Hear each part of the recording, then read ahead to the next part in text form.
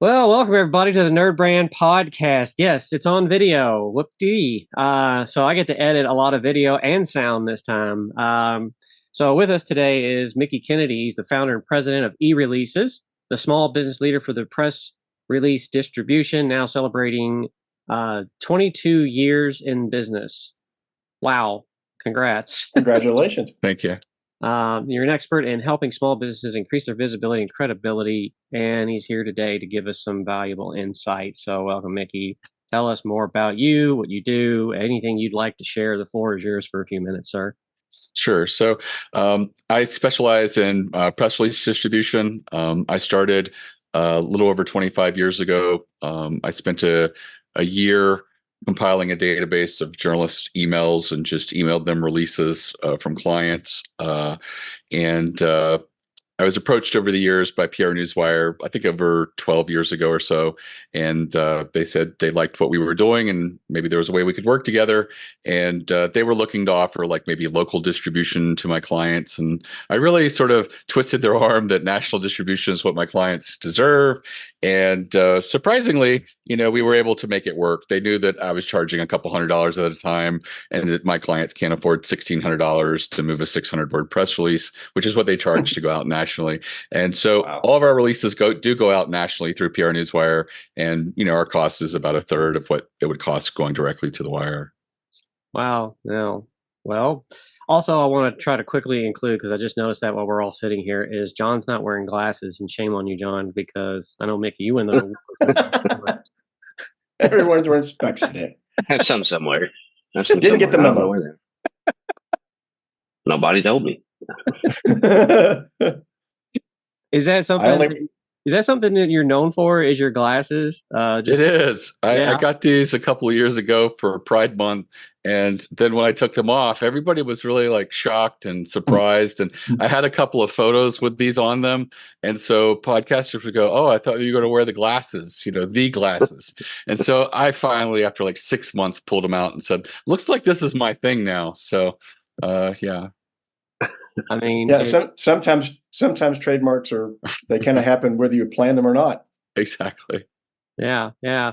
Well, I mean, we've got a customer. She's known, I think, for hats, and every time there's like a group photo of her, I mean, makes her easy to spot in the photo. I don't have to look very long. It's like, oh, there she is. So you've got that one little, thing in branding, I guess, that you can hang your hat on. So that and the dinosaurs. Yeah, I do have some questions about the dinosaurs. If you want to share, like, how did you end up? What is it, and how did you end up with that? Oh, I don't know. I think I'm like a 53-year-old kid. I collect comics. I love dinosaurs since I was a little kid. So I just the skull back there is a cave bear fossil skull, and then the art is a velociraptor on the wall. And yeah, I don't know. I have a whole collection of more stuff, but I just like fun, quirky stuff, and I never grew up, so I'm still playing with Legos and reading comics. You're in good company. Yeah, bunch of kids. We have to be now. I went to one of the malls the other day, and I saw the Lego store was out there. And I have fond memories of Lego, but I got to be honest with you. I walked in the store and I felt like anxiety because, you got all the pieces out there and it makes this thing. And I just kind of want to see the thing. And so my brain just went, that's a lot of work. Well, just head over to the candy store. You'll feel a lot better. Yeah, exactly. But what's interesting about Legos, I remember when they first hit, and I'm going, they're in the mid 70s. You didn't get kits that actually made a specific thing. It was up to your imagination to actually make these things out of your own brain. And a little part of me kind of wishes it was still that way. It's like, well, if it's already dreamed up for you, where's the imagination in actually sitting down, actually creating something out of your own mind? Not that there's anything wrong with these.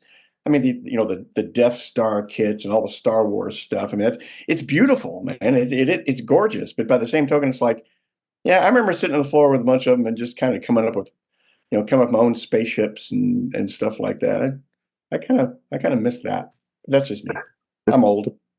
Yeah, and I put together the T-Rex Lego thing behind me that's on my mantle, and I a friend gave it to me. I hated it. It's like I was always looking for a piece, and I was like, this is so frustrating. There's the exact amount of pieces here, and you have to put it together exactly. It's like I'm just doing factory work for Lego. There's Right. no imagination involved here at all. Exactly. Thank you. I felt that way. I used to do little model cars when I was a kid, and stopped doing it for decades. And I just decided one day I'd go get all this stuff again. I was like 26, maybe, just to have something to do in random spare time. And I sat down and started doing it. I was like, this is miserable. I'm not doing this. So and I put everything back the in the model box. Put it in the cars, corner.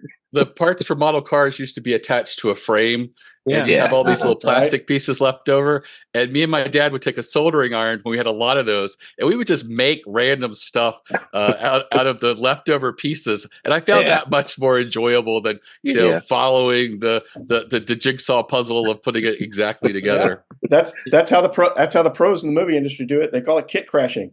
All those in the first Star Wars movie, a lot of those ships and everything were built partially out of bits and pieces from old model kits. Yeah, and they call it kit crashing. Basically, you just take all these parts, random parts, and put them together, and actually create something else. In the rush of kind of B movie science fiction movies that came from the Star Wars explosion that happened in the 70s and 80s. You see the spaceships and stuff, and you can almost tell. I know that's from a battleship, or that's from a World War II airplane. I see what they did here.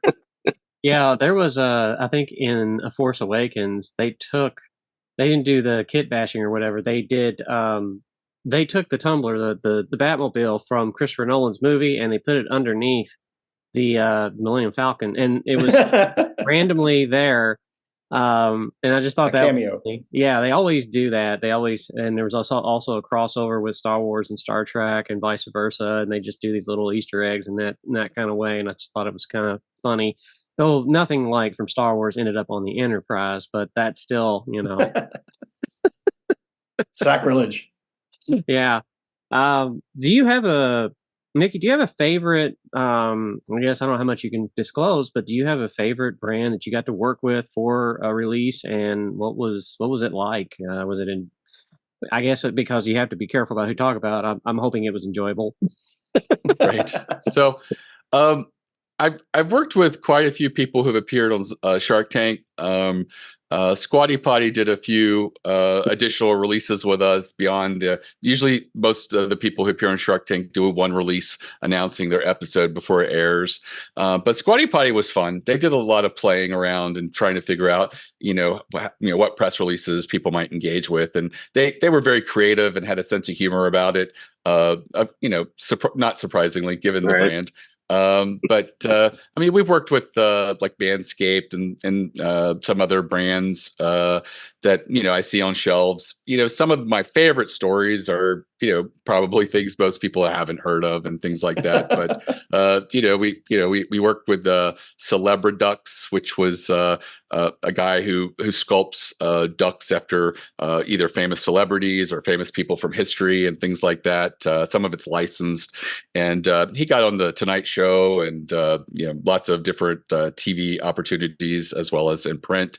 And those are always fun. When you see somebody who's just a small little company who gets plucked up out of obscurity, and people think it's really cool and fun, and those are the ones that I think I appreciate most, because they're truer to being a real small business without the big bucks, and really taking advantage of the opportunity of PR.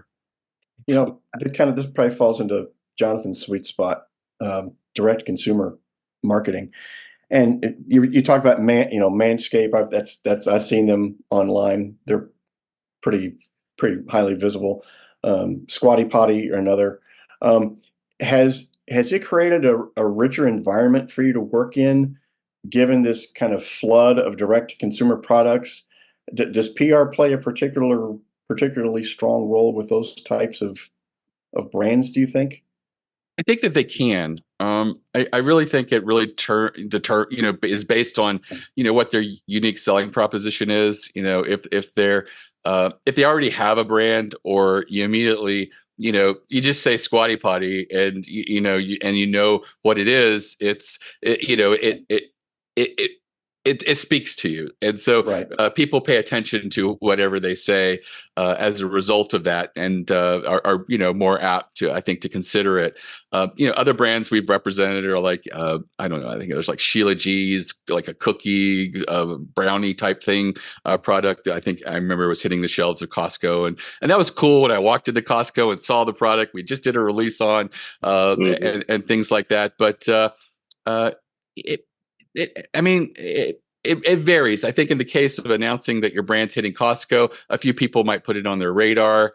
I follow somebody on TikTok called Snackalator, and each week he does a roundup of fast food stuff hitting that week, and also retail stuff hitting the shelves. And all of the pictures he pulls up, he says, "I haven't seen this yet. This is just an image from the press release." And so he's working off of the press releases to compile new products and stuff. And people really like these videos. I mean, he has a huge following.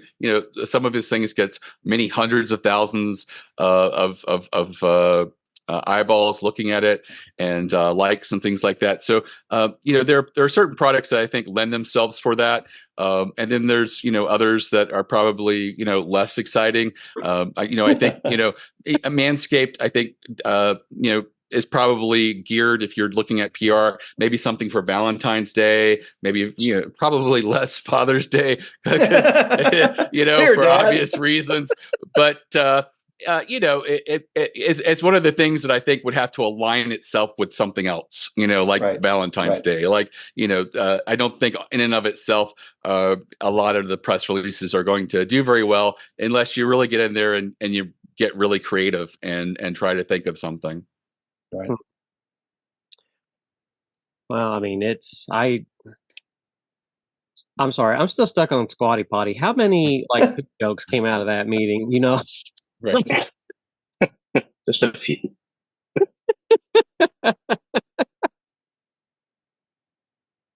Oh my gosh, we've had. I think for us, I know that PR, John. It's been tough to find like some PR here in the town that we're in. I mean, it's pretty limited to the television stations, and I think a couple of publications. That's all I've ever seen. Mickie, is there any creative when you're limited like to local broadcast and two publications locally? Like, how do you pivot on that, or how do you recommend PR to work for someone who's a local business? Do you just keep blasting on those channels until people get attention to it, or what? Right. So what I do for people who are looking for like local media coverage is, I always tell them, don't use a service like mine. Local media coverage is obtainable by you.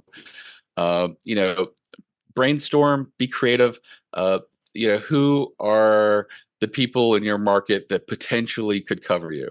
And just do a little bit of research. If you're lucky enough to have a local paper, which used to be a given for everybody, but not so in some places now. Find out who writes and covers your industry.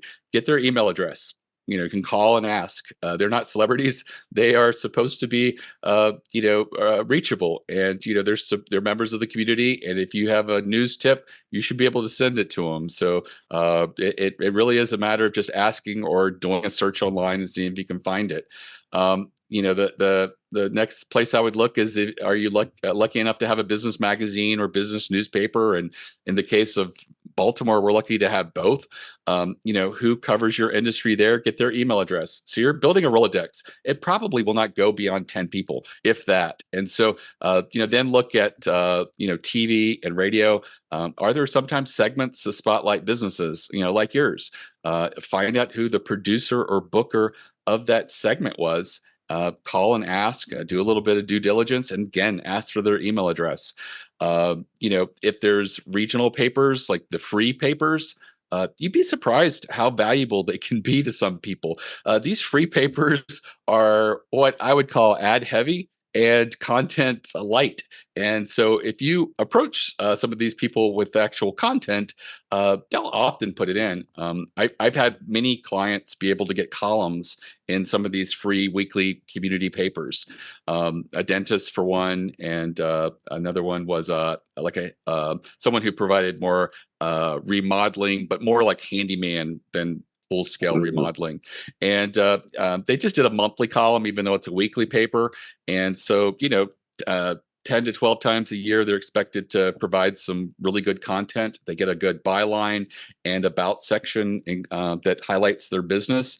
And I think in both instances, they also link to them online to their businesses. And they're recognized as little experts in their community. And it all started by just, getting an email address and reaching out to them with ideas. And so if your idea is a column, reach out to them, maybe give them an example of something you could provide content-wise. That probably is only going to work in the community papers. But for the other places, what you're doing is just giving them a pitch. And I recommend like 2 to 4 sentences, not a press release.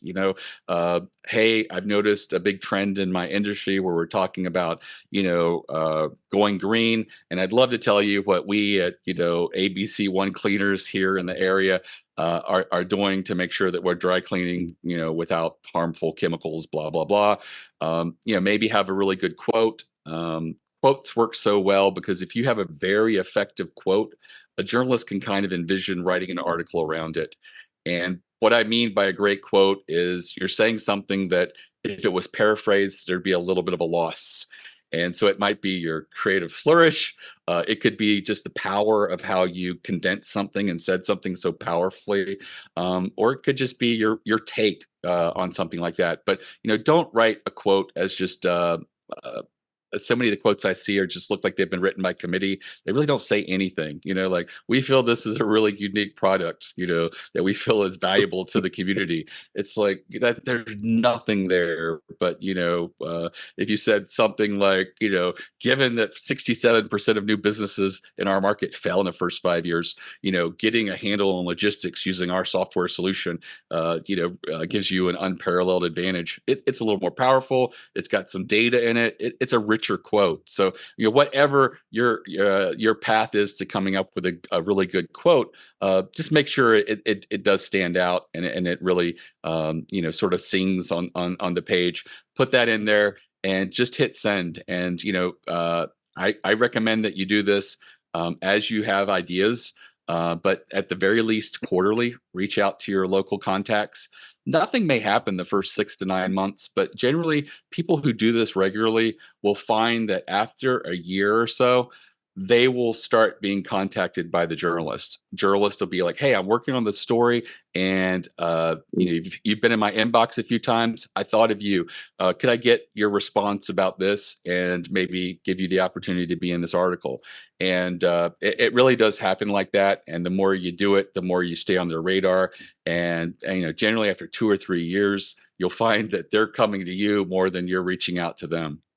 It's interesting. You were talking about, making sure when you have a quote that it's organic to who you are as a brand. Sorry, but where we sit, we're a branding agency, because branding, if you don't have your brand nailed down, that those aspects that make you unique in the marketplace, then it doesn't really matter what you say or what you do. So what you just said really hits home. You have to make sure you say something that makes you stand out uniquely among the crowd, but it's organic to who you are. It's real. You didn't make this up, and that makes it unique. And that's what's going to perk these people's ears up and make them pay attention to what you're trying to say. Yeah, I absolutely. I think that anytime you're disingenuous or something's not aligning with you and your brand, it does come across as awkward and sometimes doesn't make sense and doesn't really resonate. Or is just generic and just doesn't make any noise at all. Yeah, I mean, one of the things that I tell people is a really great avenue to getting PR, outside of local is being contrarian. And, if everybody in your industry is talking about how great something is or how we all should be going green and going environmental, or, in the case of automotive industry, everybody moving to electric cars, if you're the contrarian who says, "Hey, not so fast," getting these minerals out of the ground is not environmentally sound. Not to mention labor issues with children. Right. Uh, Right. and then, also we haven't solved what we're going to do Yeah. with these batteries at the end of the life. And I'm hearing it takes 20 to 30,000 gallons of water to put out an automotive fire that involves batteries. Maybe If they ever go out. yeah, maybe we should press pause on this for a little bit. And the good thing about being contrarian is so many people are pro usually whatever the trend is in the industry, that a journalist can just pick and choose so that every article has a different person talking about it. But if there's not a lot of people taking the contrarian side, you're going to be the main person they go to plug in to all of those places. And the importance of that is journalists are supposed to be fair and balanced. And so, often they're wanting to have both sides represented. And, in some cases they don't, just because there's nobody there raising their hand or, expressing it publicly enough for them to recognize that there is someone out there with a contrarian viewpoint. Yeah. Well, to your point, There's fear of criticism. right. I'm not afraid of it. I would always go to an opposite end of there's a lot of discussion about AI, but I'm like, hold on a minute. You have a technology that is very new still, even now. And I can't remember what the scale is, but it's like a lazy type of S. And we're kind of at the beginning of that. And it reminds me, and Mitchell, you probably will know this too, like back in the day when Napster was around, and then you had what was it, LimeWire, I think. Right. And, yeah, so all that happened, and then on the scale, the tools they started to develop, and the technology developed, and now you got Spotify. AI it's easy to say that it's the best it'll ever be at this point, but I see a lot of, heaven forbid. Yeah, I see a lot of places trying to jump in with it in an unhealthy way. And I know people like you in your industry are going hold on, guys, wait, I don't want to start every sentence with, I hope this message finds you well. Because honestly, that's all. I'm sure journalists are really happy to keep hearing that. Oh, yeah. Gosh, yes.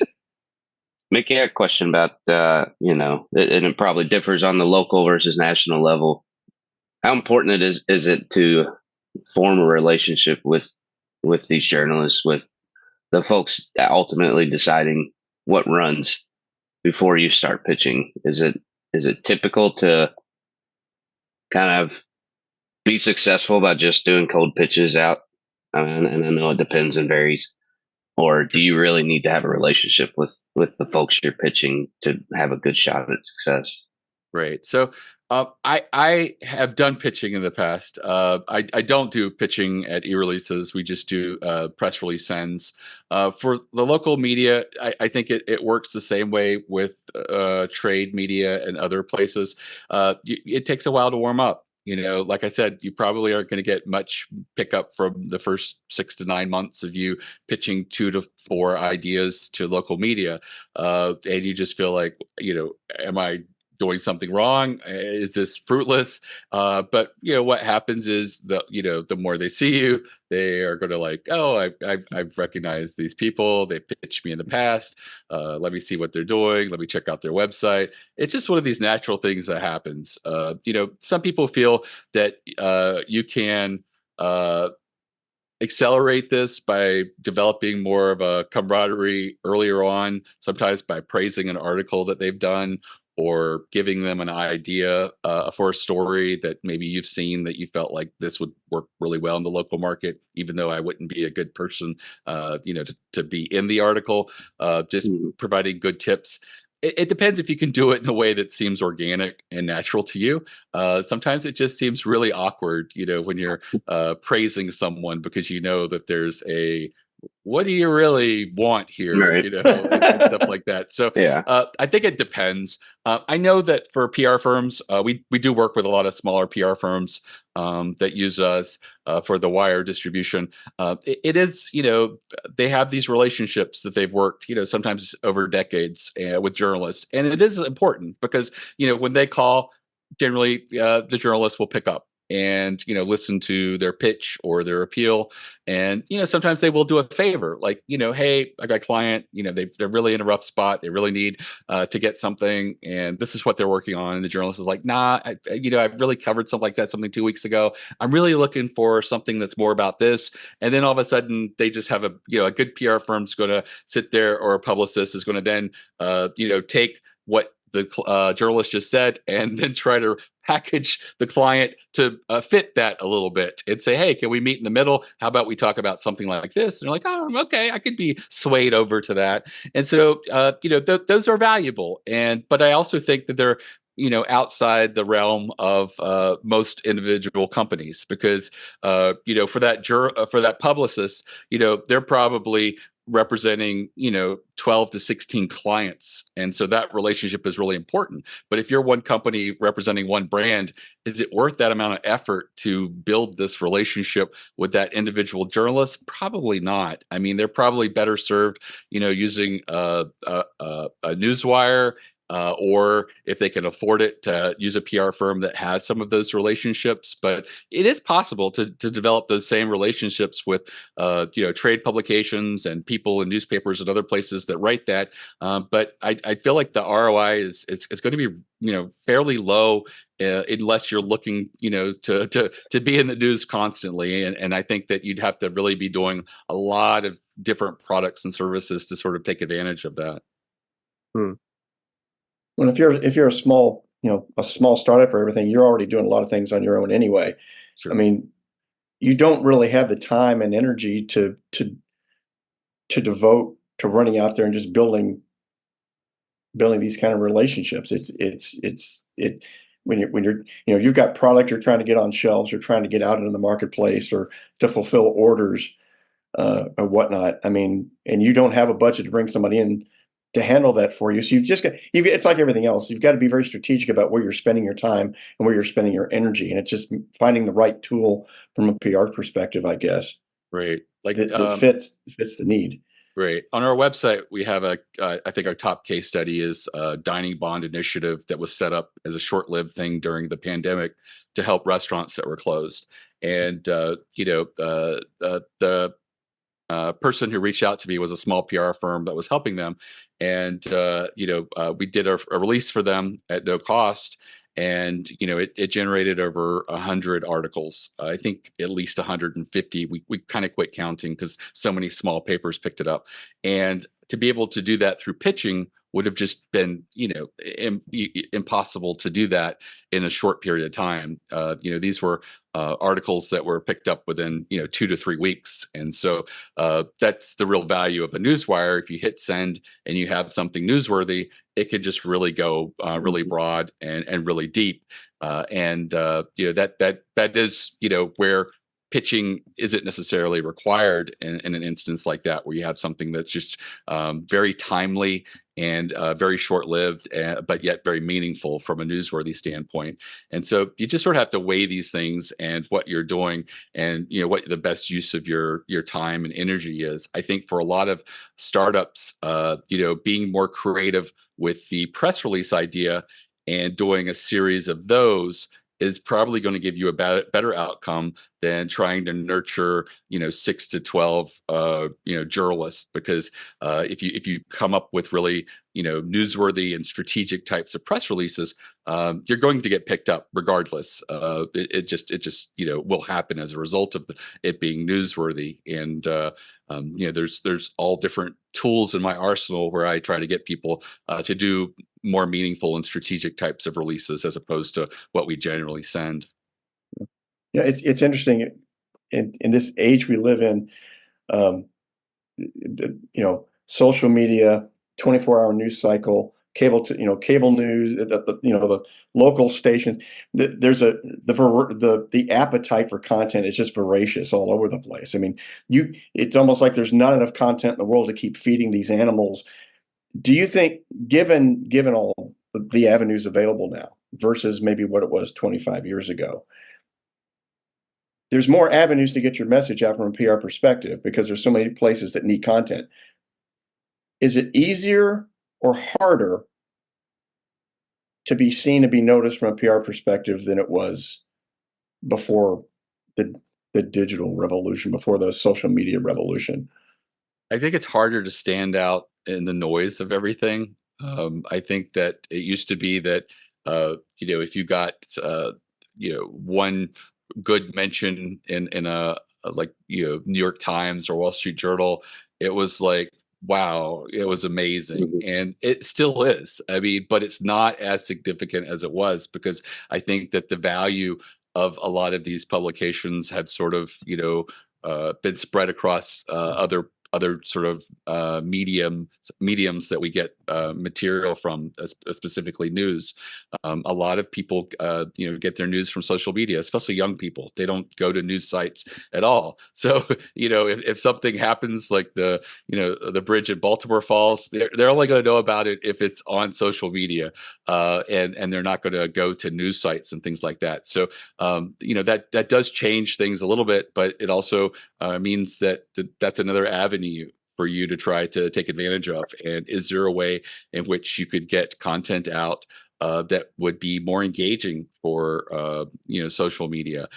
Is it just a matter of you posting it yourself on social media and having it amplified, or are there other strategies that could work? And so I think it makes it a little more difficult, but I also think that it means that the people who are a little more creative are probably going to find better results than those who are just doing what worked 20 30 years ago, where you just put together a simple press release and hit send and you get a few little articles. And now that's not good enough. You have to really be what I call strategic, and really provide something beyond what everyone else is doing. More specialized avenues, would you say? There's more, it gets more granular, I guess. Is that maybe an apt description? Maybe in some cases a little more granular. I think in other cases you just have to sort of almost reverse engineer what the journalists are looking for and take what you were going to send and modify it. It used to be, doing a product launch release was like, here's a new product, here's a list of features, here's a link to learn more or buy it, and that's just not good enough in this world. Journalists, are going to look at that and it's more likely to be nah than yes. And what would tip it more in the scales of what pickup used to look like would probably be like adding some stats to show the stakes. If you have a product or a solution, what are some data around that in the marketplace? Like 30% of people in our industry go bankrupt because of an issue related to profitability, and here is a solution that we have for that. And so that shows a little bit of the stakes going into it. But even more meaningful would be take a use case study, someone who's used or beta tested or used the product, and having their story in there, and what the results, the numbers, outcome of that was, as well as getting a quote from them. This was our experience, and that creates more of a story arc. And journalists are naturally they gravitate to writing in a story arc format. And so when you have those elements in a product launch release, I'm finding my clients are having more favorable pickup than just the standard product launch press release that I mentioned before. So I think that it does require being, I guess, a little less on autopilot, and really sitting down and thinking through and saying, what could I do to make the stakes here more meaningful? What could I do here to create more of a story that a journalist could build into an article? What are the things that are maybe a little more idiosyncratic? Or sometimes if you're sharing a story or about a startup or a company, or even the about section that you have at the end of your press release, having a sentence or two where you share an obstacle or vulnerability or some authenticity goes a long way to really ground you and make that journalist go, wow, I do, seems like a cool company. I'm going to go in and really try to, make a story out of this. And the same thing with readers. People naturally want to do business with other people, and so anything you can do to sort of humanize or even touch on having a human interest element gives you a little bit of advantage. Mm. Yeah, one of the things you talk about is credibility through PR to close more sales. Right now in business culture here, there's a lot of that about closing sales and how to do that. How does that happen? Like, you've got both online and offline. So how does that work for people? Right. So generally, when people read about you in an article, you'll find that you'll get customers from that. They're generally loyal, long term, and generally they're less, price sensitive. They generally have this emotional response to reading about someone, and they just want to do business with you. I'm guilty of it. I can't tell you how many times I've backed a Kickstarter campaign after reading an article or a blog post where I was just like, along for the ride about this person and how they have come up with this cool product or solution that just isn't out there anywhere else. And I'm like, yeah, I'm right. I'm right there with you. I'm going to support you. And the same thing happens with the people who read the article. But it doesn't have to be people who just organically read the article. You can take that link to that article and put it on your social media. You can share it with your leads. You can share it with your customers. And the reason with leads is you always have a certain percentage that don't convert, but maybe those people that don't convert, if they read that article, some of them are going to get that same emotional response, that amplification of trust that happens when you read an article. It's social proof or an implied endorsement almost when a journalist writes about you. That credibility signal is there. And maybe some of those leads that wouldn't have converted will convert. The reason that's important with customers to get it in front of them as well is there's always people who churn, and there are people who are like, we should try someone else this year just to make sure we're using the right vendor. Mm-hmm. And so they read that article, they get that same emotional response, and they're like, wow, this company, it looks like they know what they're doing. No need to shop this year around. And so that really does work for a lot of people. In the cases of having numbers, I only have one case study that involves that, but I had a client in the floor trade industry in New Jersey. They're a local carpet company there, and we did a campaign with them where they were looking for national media attention, predominantly in their trade publications, which ironically their customers don't read trade publications, just other carpet companies. But they said that they wanted that. And so we over a year got about 30 clips. We did get them in their local newspaper. We did get them in New Jersey Magazine, which is a really great magazine for them. And the rest were just floor trade publications. And it wasn't easy there either. So we really had to knock our heads against the wall to figure out how to break the code to get in there. But we did. This local carpet company that's not doing anything really unique in the marketplace was able to get over 20 articles in floor trade publications. In that case, what we used was we sort of researched their industry for blind spots and gaps, and we talked into those blind spots and gaps predominantly about marketing and marketing against big box home improvement stores. And so that did really well.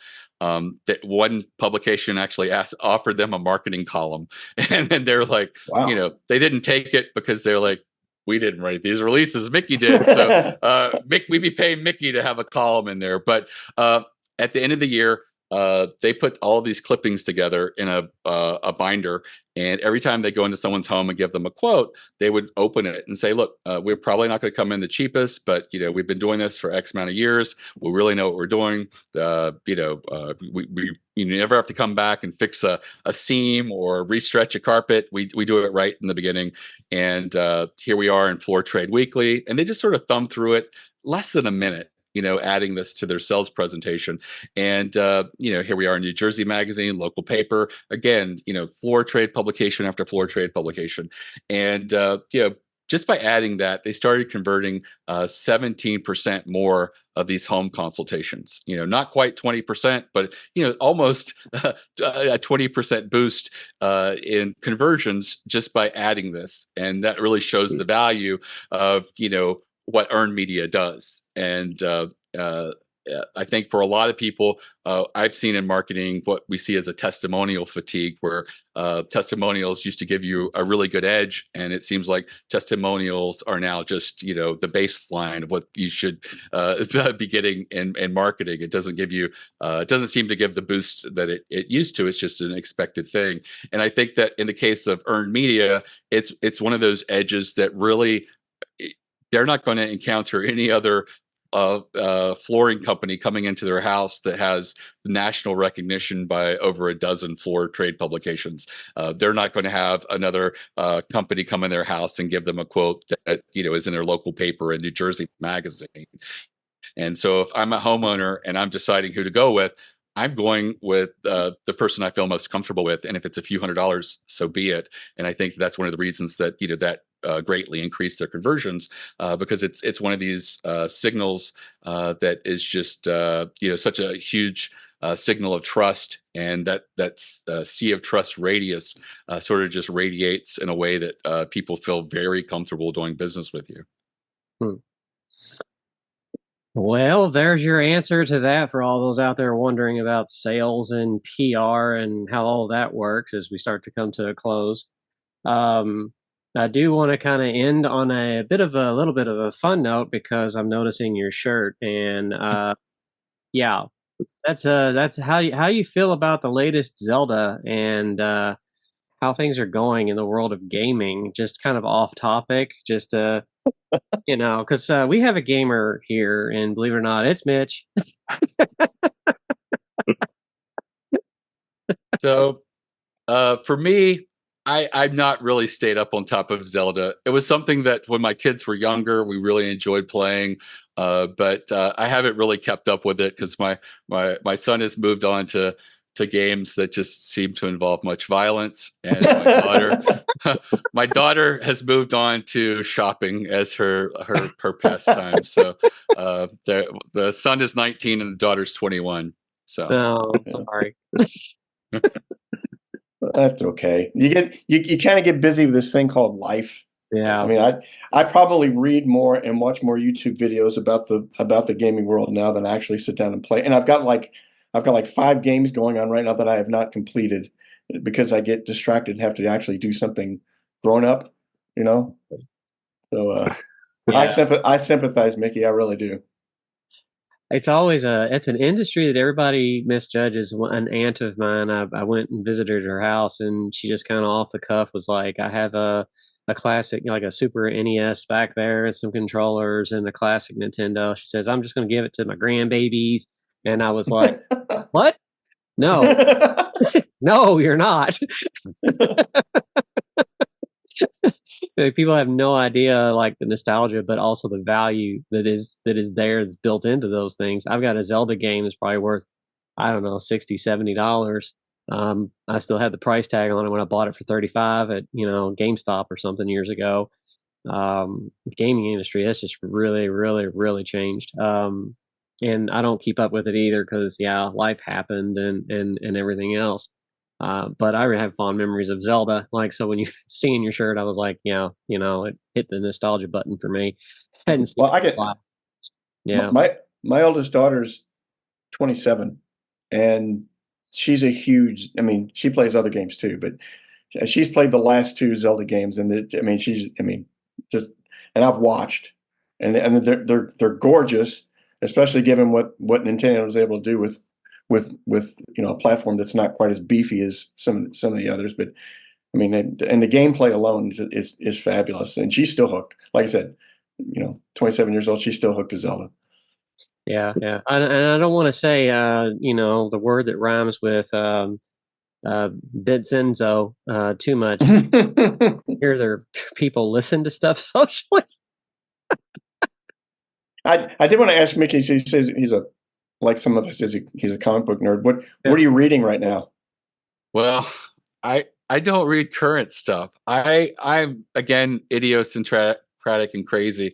I still read. I recently completed my collection of horror comics from the 40s through I guess 80s, and I have to catch up on everything I bought. I've been collecting these since I was little. I like the little spooky tales and ghost stories and all those things that sort of just really just made me scared when I was a kid. I never got into like the superhero thing. And a few years ago during the pandemic, I'm just like, you've got enough money, you could like just knock out this collection. So I just went on eBay, and my postman hated me. But I spent about $37,000 completing the rest of my collection. And, my goodness! So I have I have to have the largest horror collection from the 1940s through the 1980s because I've got all of them. You know, everything. Everything. You've got the pre-code stuff. Yeah, I even had to buy a couple that were like $3,000 each just to complete the collection. But I tip my hat, sir. Yeah. I mean, the only way I'm reading back issues now is I've got a Marvel, so their online subscription, so I can go back. The stuff that I don't have, because I've got stuff that goes back into like, I think some of my oldest comics are like the late 60s, but most of my stuff is mid 70s.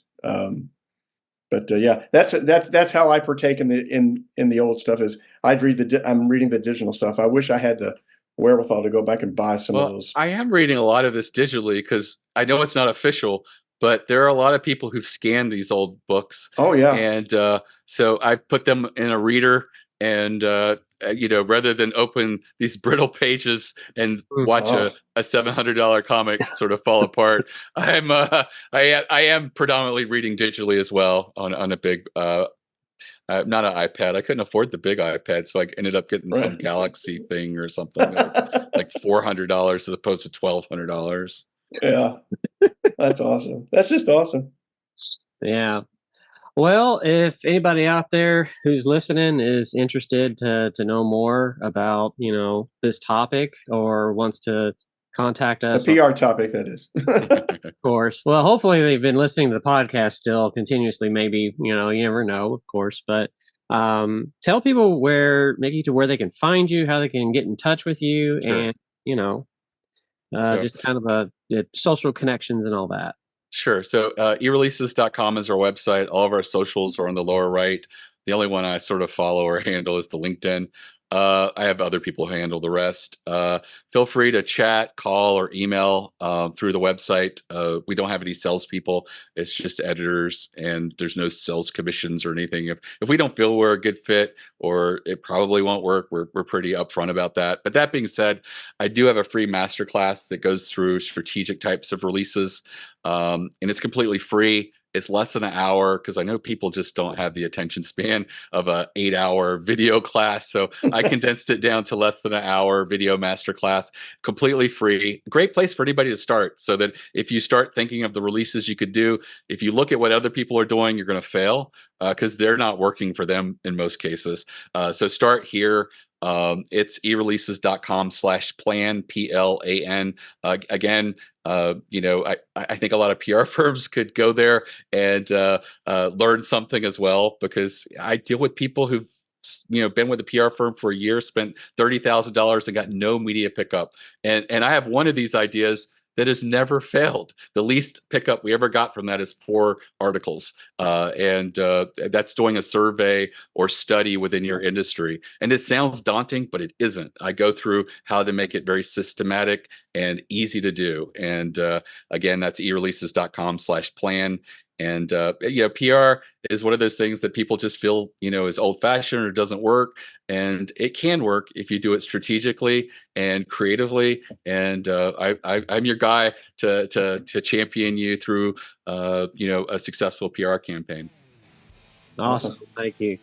All right, well, for all those out there listening, that's the information that you got. You know how to find us at nerdbrandagency.com/podcast for the latest podcast episodes.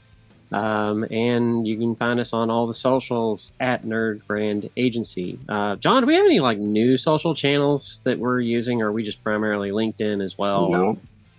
No, primarily LinkedIn, and the usuals are still there. All right. Nothing fancy. Unless you know something I don't. No, I'm not doing anything on TikTok. I'm afraid I'll get smacked. Try to come up with something and push it out on a handle that's one of our company channels. But anyways, appreciate you being on the show, Mickie.